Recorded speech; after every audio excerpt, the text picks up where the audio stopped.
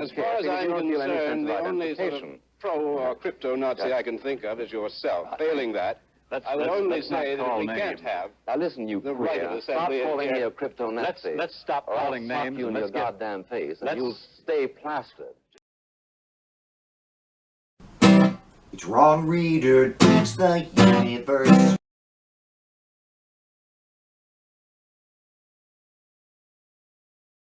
I'm Ron Reader, and this is Ron Reader Digs the Universe, and tonight, Godwin's Law.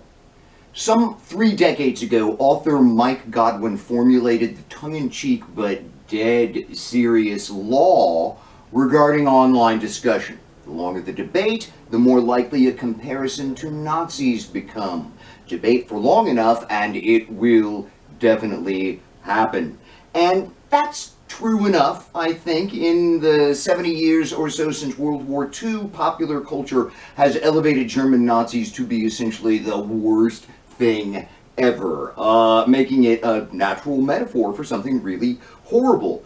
People gravitate to the Nazi analogy, but at the same time, we've got to admit this country historically has some big-time authoritarian tendencies, most of which originate with slavery and then later Jim Crow, but also with the labor movement, you know, send in some Pinkerton goons to bust commie skulls. We've always had some Nazi in us. So, of course, people call other people, ideas, and actions Nazi. Not surprising at all. Godwin later said that he was simply trying to combat unfounded hyperbole, not end the comparison outright. But in the popular imagination, and sometimes even mistakenly referred to as Godwin's Law itself, you say Nazi in an argument, you lose that argument. And that's where the U.S. establishment is right now. You say Nazi, and no one takes you seriously. I don't think they'll even let themselves think the word Nazi.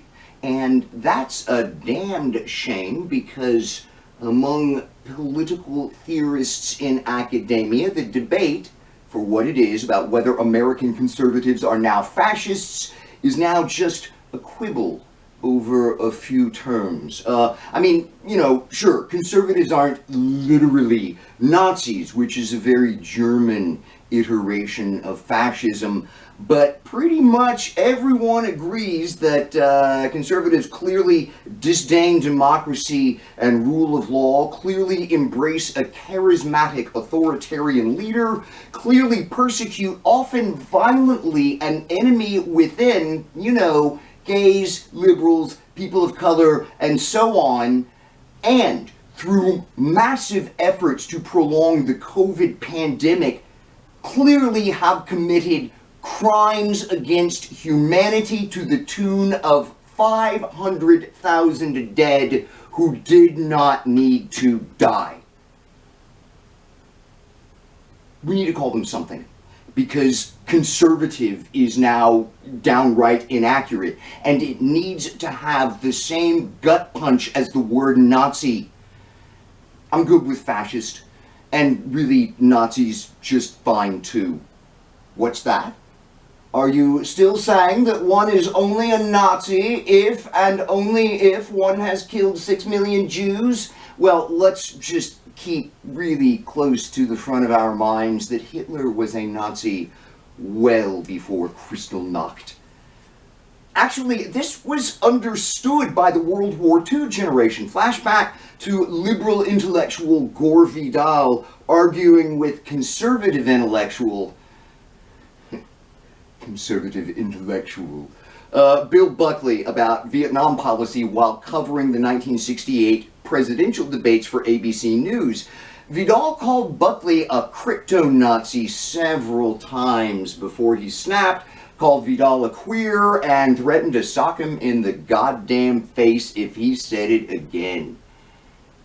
These two men lived through World War II. They knew far, far better than we do just what a Nazi is, and there was none of this hair-splitting about the word. No, well, I haven't killed 6 million Jews, so I can't be a Nazi kind of shit we get from the bourgeois and the establishment today. Vidal meant what he said, and Buckley took him at his word. No bullshit with them on fascism. I mean, you know, pretty evil, but not super villains. We should be more like they were in this respect, because this is real. This is happening. A fascist movement, literally fascist, threatens to consume our country. The media, politicians, good friends of mine, none of them want to say Nazi or fascist because of their stupid social conditioning. I mean, supporters of the US Constitution aren't nearly so zealous in protecting it as the fascists are about destroying it. We need to say Nazi. We need to say fucking Nazi. We need to say, you fucking Nazis will not take over my country. We need to do this before it's too late. We can't fight it if we don't allow ourselves to see it for what it is. I'm Ron Reeder, and this has been Ron Reeder Digs the Universe. Join me, Ron Reeder, again next week for another episode of Ron Reeder Digs the Universe.